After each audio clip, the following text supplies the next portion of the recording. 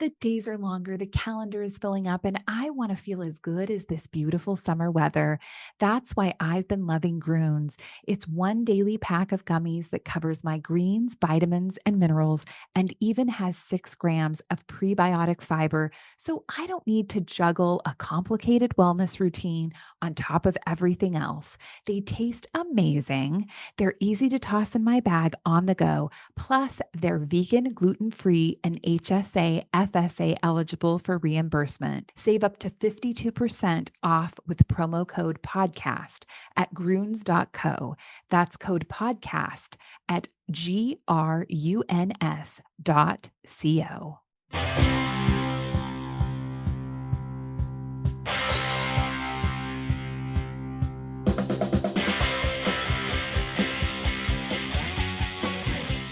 Well, hello, everyone. I am Dawn Mitchell, and welcome to Dawn of Sports. This week, we're not talking about any sad playoff team that's failing Minnesota.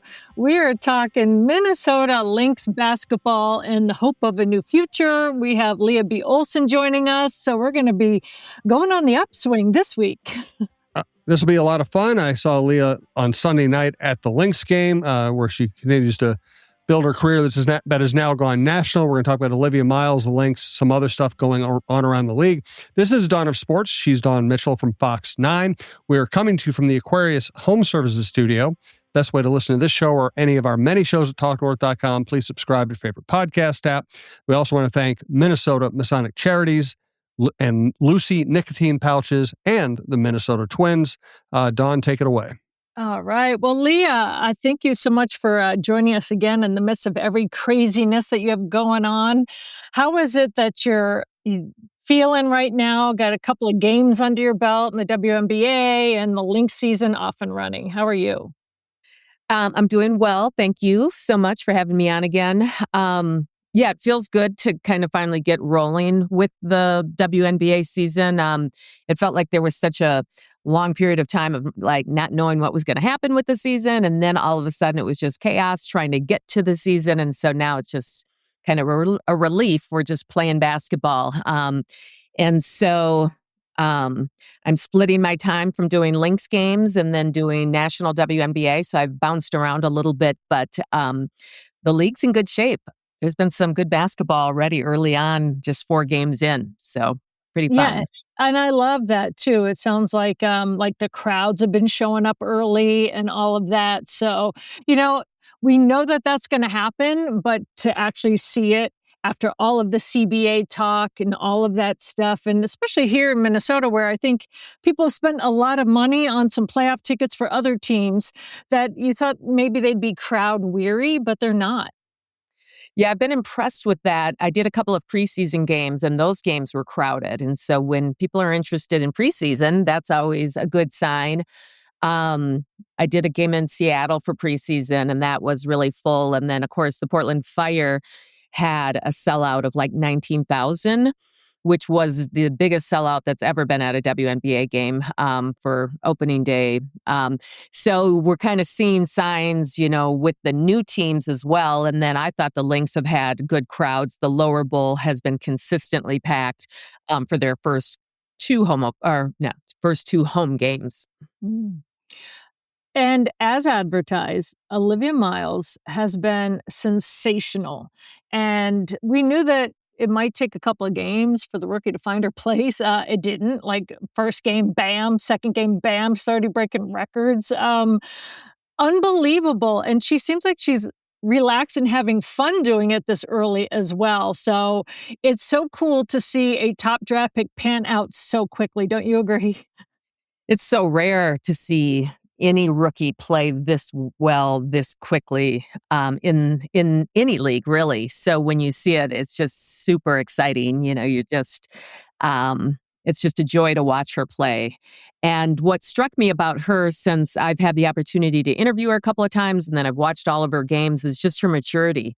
She feels like an old soul, and she loves the game, and she talks about, not only did she learn her game from, the likes of Lindsay Whalen and Sue Bird and those folks, but then she has a list of NBA players that she has admired her whole career, that she's taken things from. And just the way she speaks about the game tells you that she really, really knows and is invested in all areas of the game, which is really cool to see, because usually just rookies are just overwhelmed for the Mhm. most part.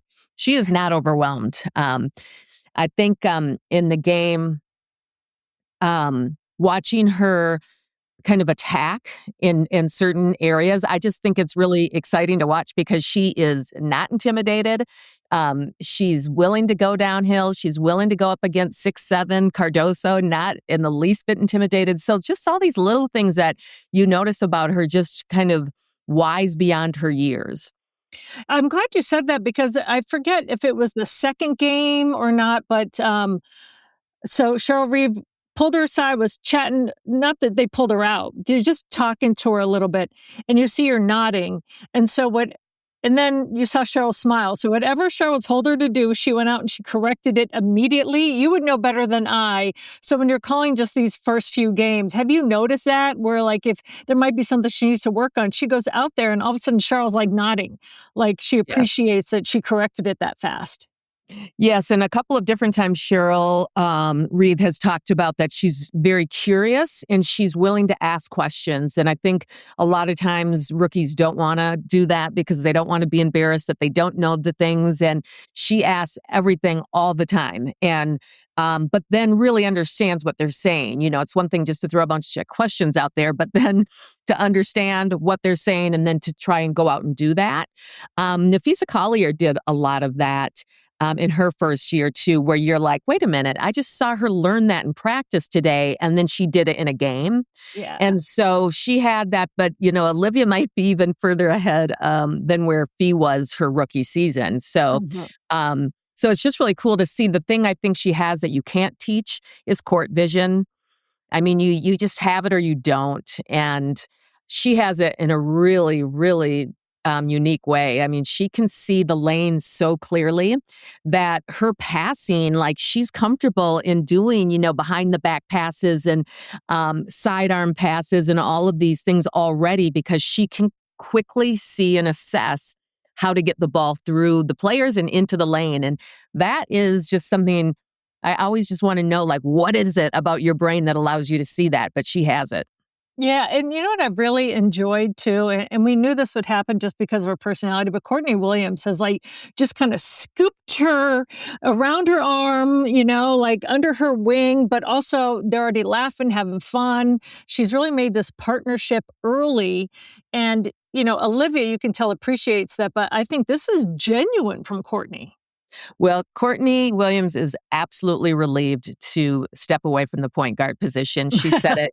And she said it yesterday and shoot around that. It really, she can play. I mean, she played point guard last night. Obviously, when Olivia sits, she's going to play it. But she really prefers the 2 spot. And that's where she shines. I mean, that is her game. But so she talked about just having a lot of relief to be able to hand it to someone like Olivia who really understood it and got it. And and I thought it was interesting that Coach Reeves' staff had made the decision to give it to Olivia from game 1 rather than having her kind of slowly work her way into it. And so from the get-go, the first game of the season, Olivia knew this was her ship and that she was in charge of it.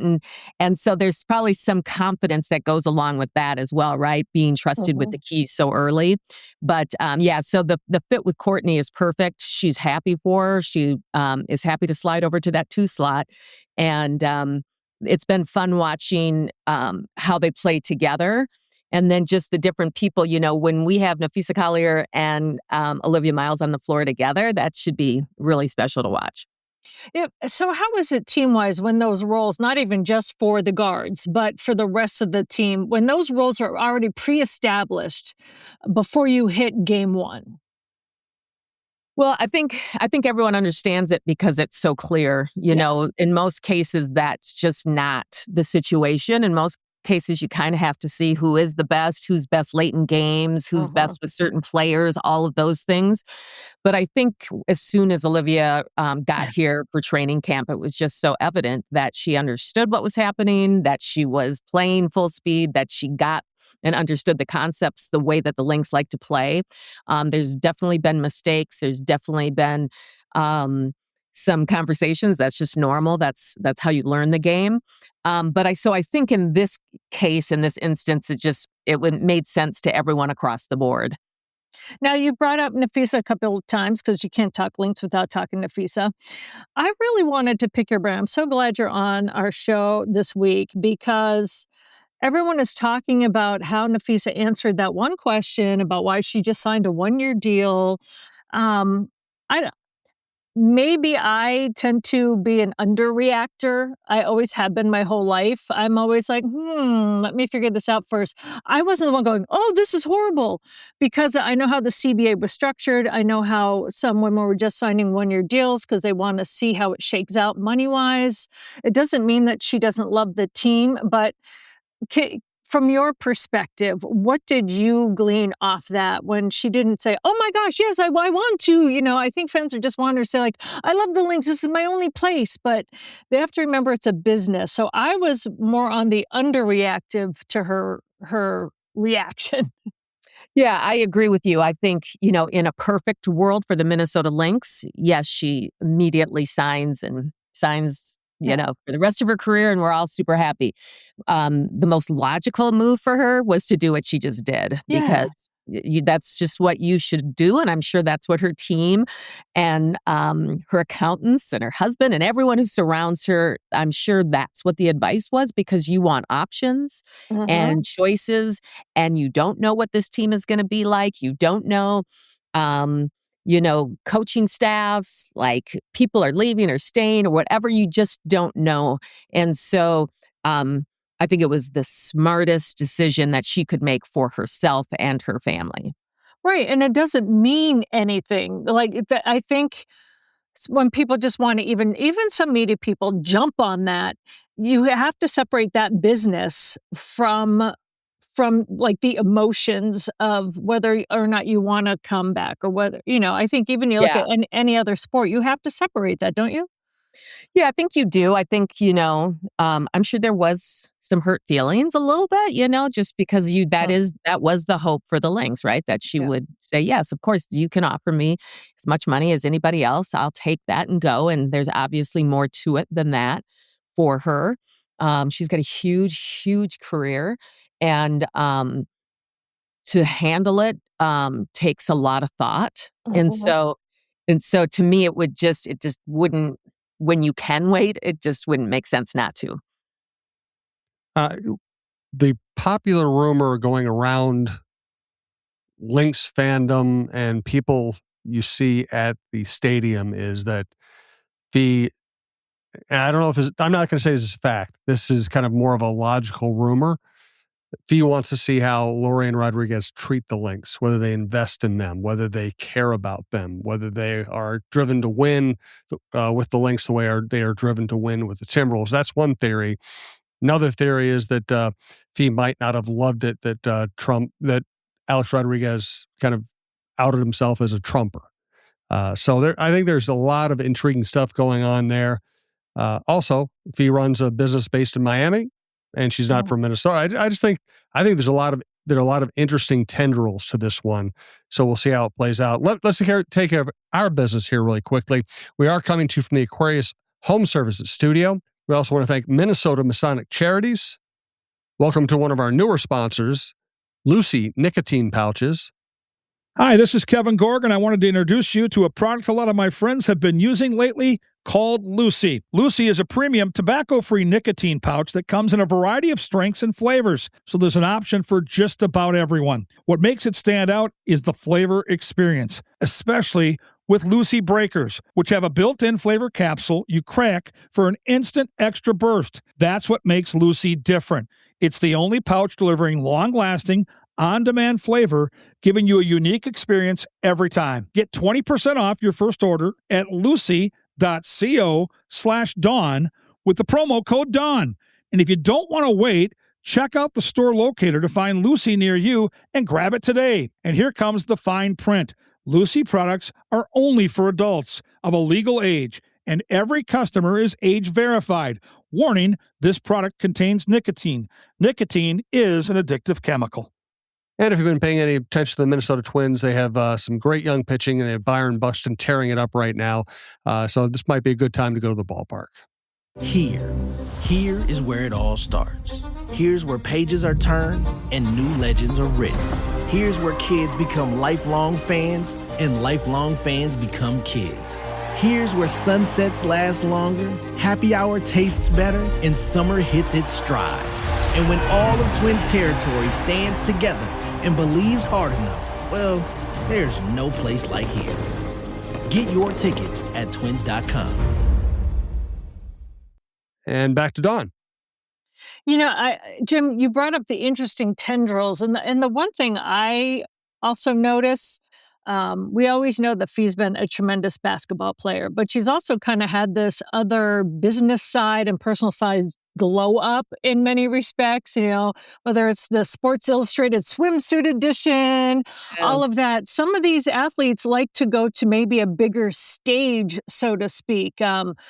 Yes, they want championships, right? You can speak to that, Leah. They want that, obviously, basketball-wise, but they might want to be in LA or New York. I don't know if that plays into something like that when you see that side of them taking off. And Phee still hasn't gotten a championship yet either. Yes. So that's got to be top of mind. And what this roster looks like next year, how this team does this year. Do they get another draft pick? Do they have all of those things are huge question mark.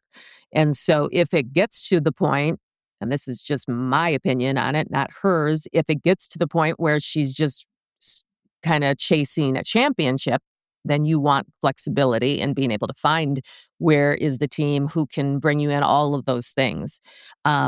So leaving things open, it really, to me, it only made sense that way. So I will say my reaction was like yours. It wasn't much of a reaction. I understand absolutely why it's a conversation piece, because I'm sure, especially a lot of Lynx fans were probably pretty disappointed when they didn't see her immediately sign.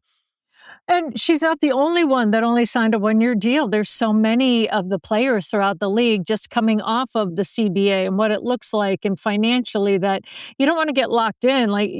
So you get locked in, you know what your raises are. If you only take a one-year deal and you see how it all shifts down, then you can see where the pot of gold is. I just think that way. Even in TV with contracts that way too. Do you want a 5 or a 10, or do you want a 2 and see where your money can come, Yes, that makes a lot of sense. Yeah, and this is a moving market. Everything about this is moving for Phee.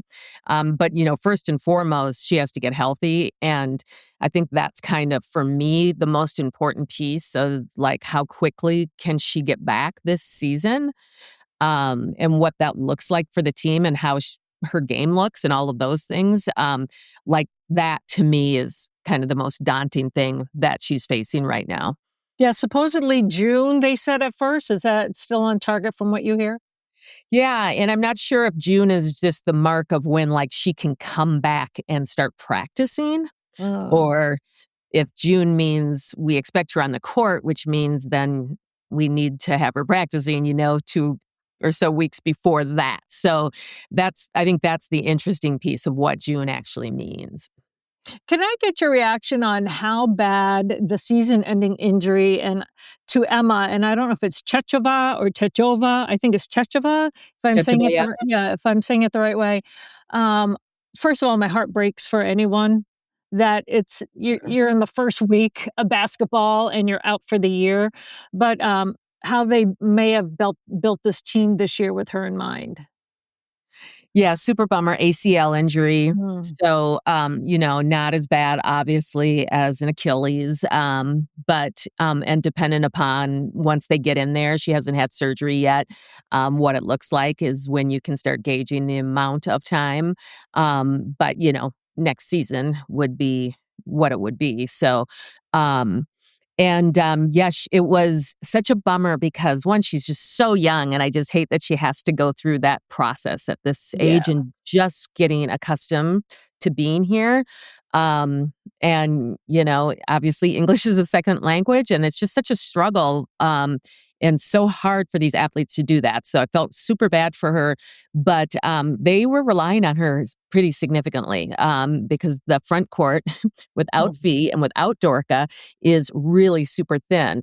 And Natasha Howard is like our big right now. And, she's playing way out of position if you have to put her at the 5 spot.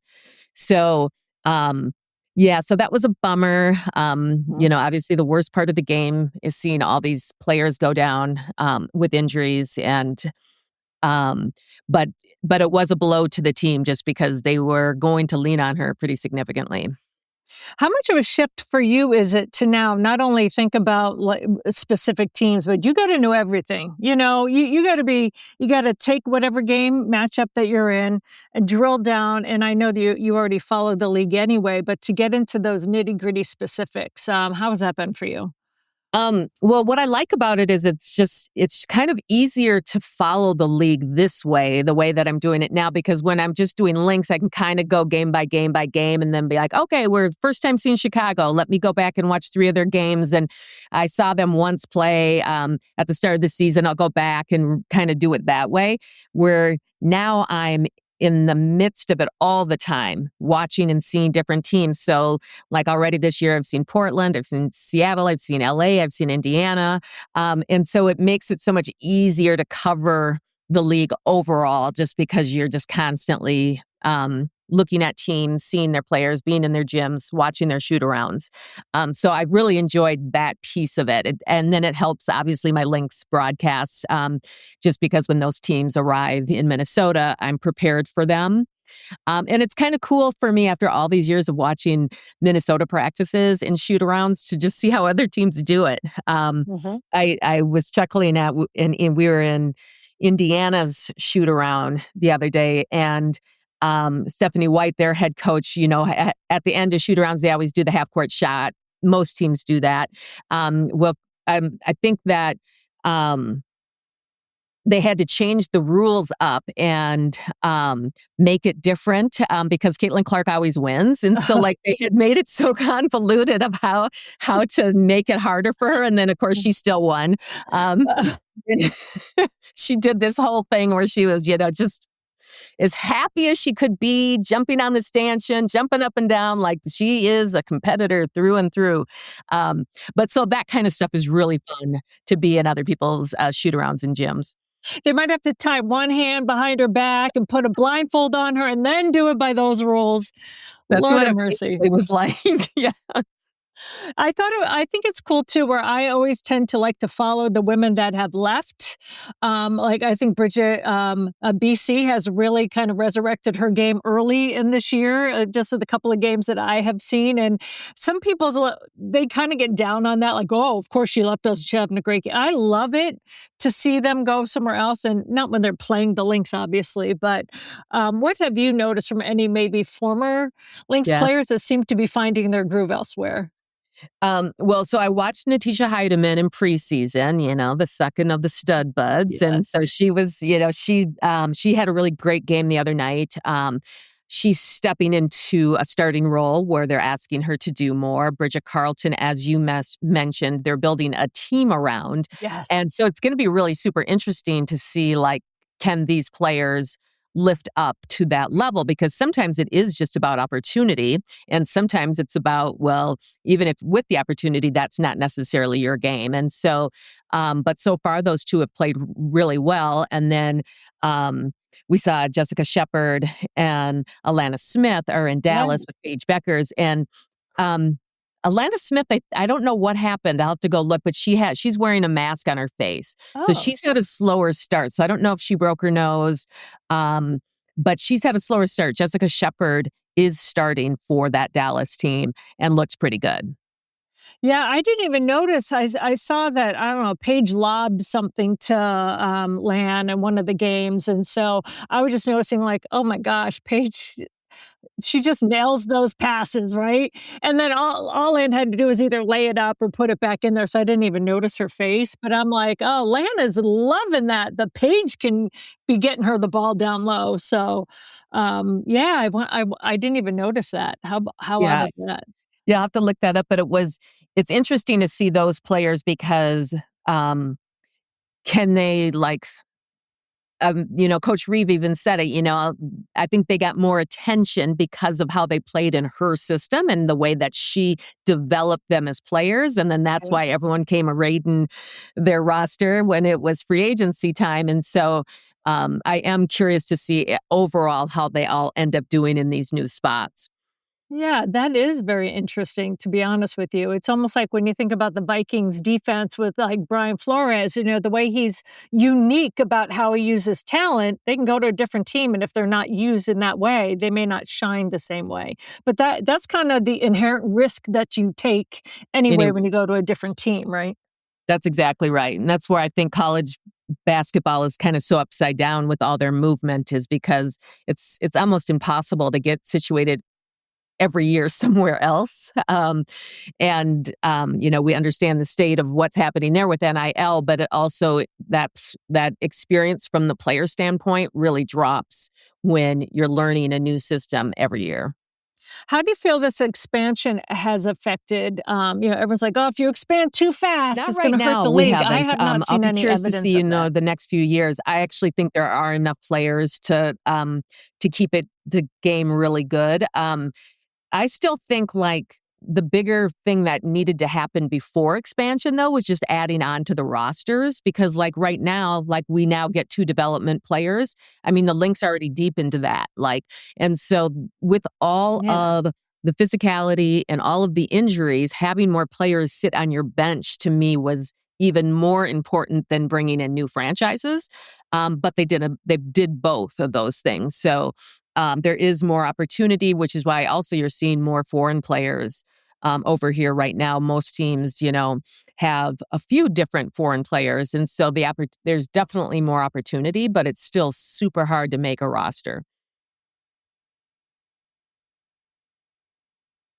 Have they done anything? I know it's just so early in the year. We usually don't hear about this until the playoffs and stuff like that. But have they done anything to address any aforementioned referee issues?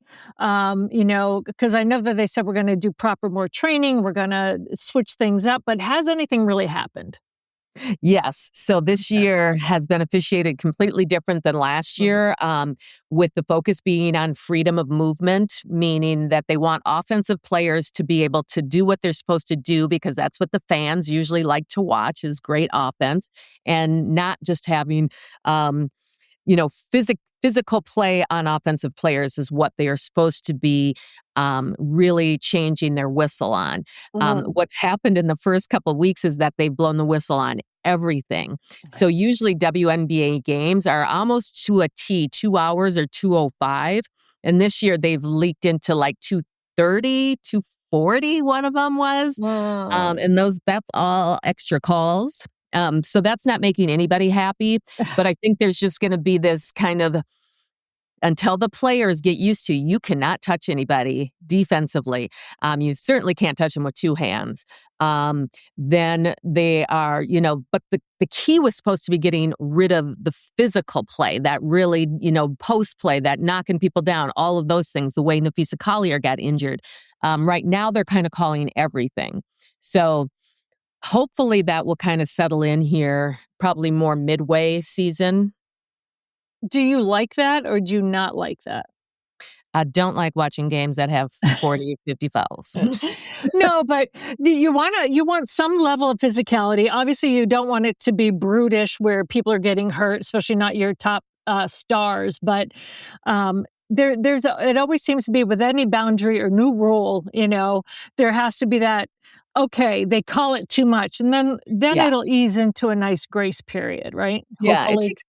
for sure, it takes some getting used to. And I think the players have to they're the ones who are making the adjustment and they've played a certain way for a while and they will figure out how to do this. The other thing that players try to do is you try to take advantage of the whistles like that as well. So it's like they're kind of sussing it out for themselves. It will settle in. But yeah, the first couple games I was like, oh, wow. this is kind of brutal. But yes, I think we're moving in the right direction. Yeah, we don't want to have like new rules put in, like baseball, to speed this thing back up. Yes, exactly. You know, like a 3-second rule to get down the court. Like, come on.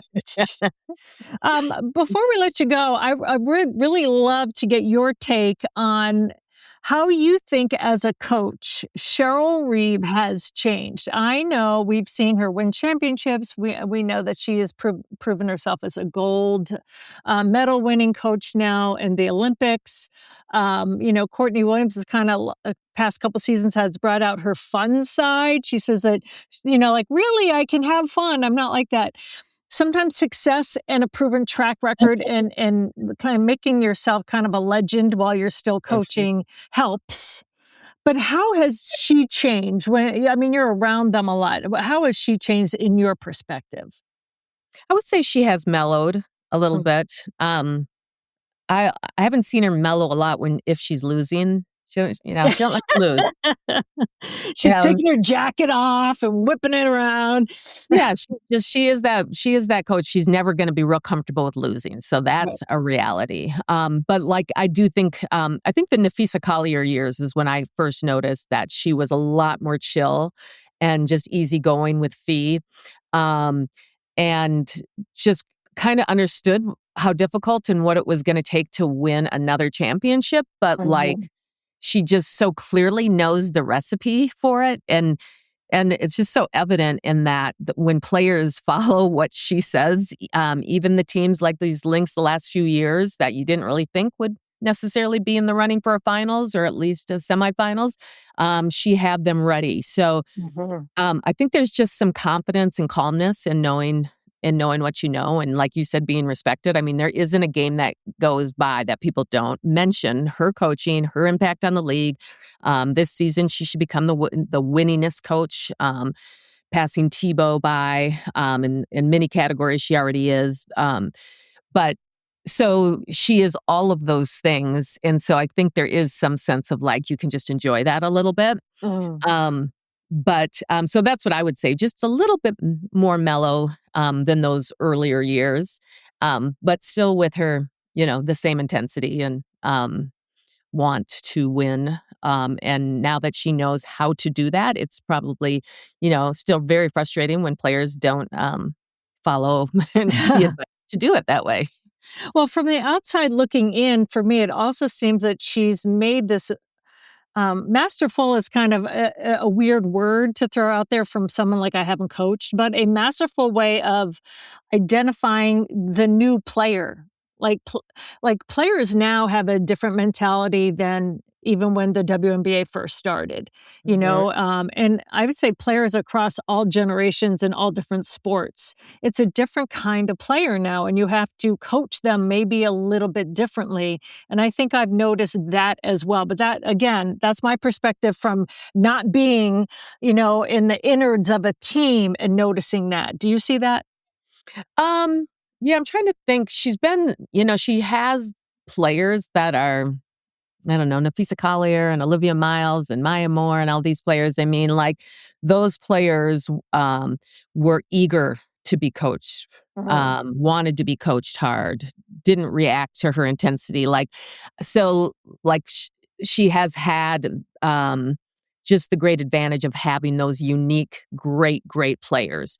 I think the rest of everyone, the more kind of just every regular players, I think that those are the more challenging players to coach, right? Players that may kind of come in and out of the league, maybe play 2 or 3 or 4 years, that type of thing, is trying to figure out how they think, what makes them comfortable. Her Coach Reeves' philosophy is that coaching is 95% relationship building. And so it's all about figuring out who these people are, what makes them tick, how you connect with them. And then the rest of it's the X's and O's stuff. So I think she is figuring out how to master this next young generation. Well, when you were a player, were you motivated by the coaches that yelled at you, or the ones that got to know you and like, oh, now that doesn't work for Leah? Like for any coach or anything for me, if you yell at me, I shut down. Like Right. even my mom didn't yell at us unless she Yes. was calling us for dinner, right? Because we were like loud or somewhere like down the street. But if she was mad, she lowered her voice. So anyone that yells and comes at me that way, they get the reverse reaction that they think they would. Yeah, Yeah. and I think Coach Reeve probably first learned that when Sylvia Fowles came to Minnesota. She was one. People were kind of wondering why Sylvia Fowles wasn't as great as everyone knew and that she could be. I mean, she had already had a good career, and it was one of the things about Syl is you can't yell at her. Mhm. And she's really, really hard on herself, and to yell at her is to break her down. And so Coach Reeve did not yell at her. And so, like, some coaches don't do that. Some coaches just yell across the board, and that's who they are, and that's what it was. Um, but I think Cheryl Reeve really realized that that's not how she was going to get the best out of Sweet Syl, Yeah. Now, Maya Moore, on the other hand, got yelled at a lot, which makes me laugh because, like, who would yell at Maya Moore? But apparently sometimes you had to yell at Maya Moore. But yeah, so just kind of knowing when and when to come in and out. I didn't think that would work with Maya, but okay. Yeah, Maya didn't care. Yeah. No, Maya would just go to, Cheryl always told me that the number of times that Maya ran the wrong play or went the wrong direction and then just hit a three. It's like, no, Maya, no, Maya, no, Maya. Oh, okay. Yes, Maya, yeah. Yeah. That's exactly right. No one had any idea that she had run that wrong play. Nope. It's like Anthony Edwards, right? Yeah, with Finchie. It's like, no. Oh, okay, hit a three. Oh, yeah, that's okay. right. Yeah. Don't shoot, Dove. Okay, he made it. Okay. You want me to shoot. Yeah. Well, Leah, I've really enjoyed watching you, not only on the Lynx broadcast, but I've tuned in to a couple of the other things. So I'm just talk about having a chance again to shine in a bigger light. I'm really enjoying this. So you're just scratching the surface, and I'm so excited for you, my friend. Oh, thank you. Appreciate you so much. Yeah, we will have you on again as hopefully the season progresses on and the Lynx get better and better and Olivia Miles continues to wow. Yes, that's what we're hoping for. All right. Well, Leah is we have a lot of cool guests on this show. Leah is a regular contributor and part of TalkNorth.com. We're very grateful to have her and happy to have her. And yeah, like Dawn, I found myself watching an NBA game last week and I heard Leah's voice. I thought that was really cool. I expect a lot more of that. So thank you, Dawn. Thank you to Leah. We do appreciate it. And we will talk to you again soon.